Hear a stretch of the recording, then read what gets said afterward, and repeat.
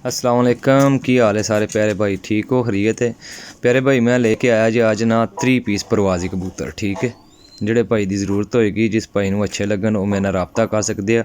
ਤੇ WhatsApp ਮੇਰਾ ਹੈ ਸਾਹਮਣੇ 0307 1539 639 WhatsApp ਨੰਬਰ है। मैं ਤੁਹਾਡਾ ਭਾਈ ਦੋਸਤ ਰੇਲ ਖੋਖਰ ਸਰਾਏ ਰਮਗੀਰ ਤੋਂ। ठीक है, कार्गो आल पाकिस्तान जे YouTube चैनल है मेरा जनाब इब्राहिम पिजन पॉइंट। ज़रूर सबसक्राइब करो, लाइक करो, शेयर करो।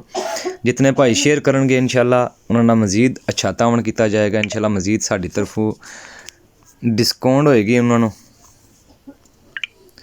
उन्होंने स्पैशल डिस्काउंट होएगी। ठीक है दोस्तों, 3 पीस ने फाइनल प्राइज़ होएगी। ठीक है, 550 रुपया पर फाइनल प्राइज़ जे। ठीक है, जिस भाई नूं चाहिए होणगे वो साडे नाल राबता कर सकदा है। कार्गो आल पाकिस्तान जे। बाकी शौक कर लो इंशाल्लाह मुकम्मल। तुसीं वीडियो बकायदा मैं अच्छे तो अच्छा परिंदा सब कैटागरी सब फड़द दे कबूतर जे।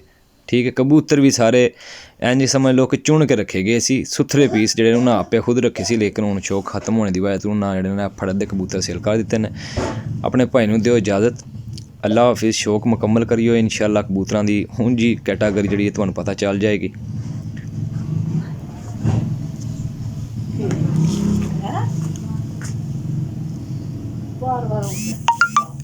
शेयर ज़रूर करना है, कंजूसी नहीं करनी है। नैक्सट वीडियो इंशाल्लाह दोस्तों भरावां नूं ज़रूर मिलेगी। कोई शेयर करोगे, फॉलो करोगे